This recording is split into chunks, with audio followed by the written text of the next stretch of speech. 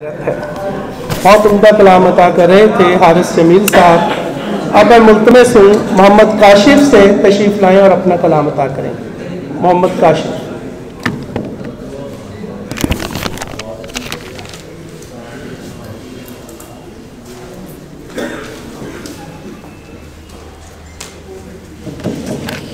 अस्सलाम वालेकुम।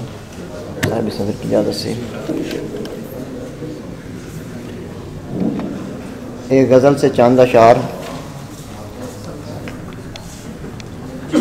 कूचा वीरा में कभी दोस्त पुराने आ जा,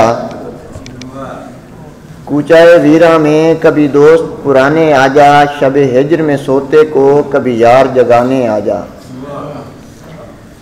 जान लबों पर है तू अटका है सांसों में, जान लबों पर है तू अटका है सांसों में, ऐ मेरे अब्र करम मुझे नींद सुलाने आ जा।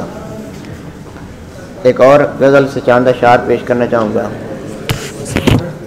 वो कभी इस दुनिया से हमें परे हट के मिले, वो कभी इस दुनिया से हमें परे हट के मिले,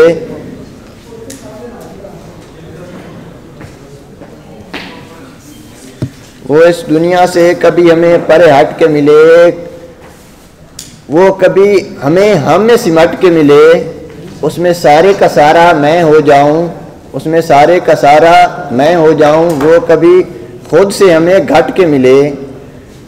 काशिफ ने ताक खुले रखे हैं अभी, शायद वो जाते हुए हमें पलट के मिले।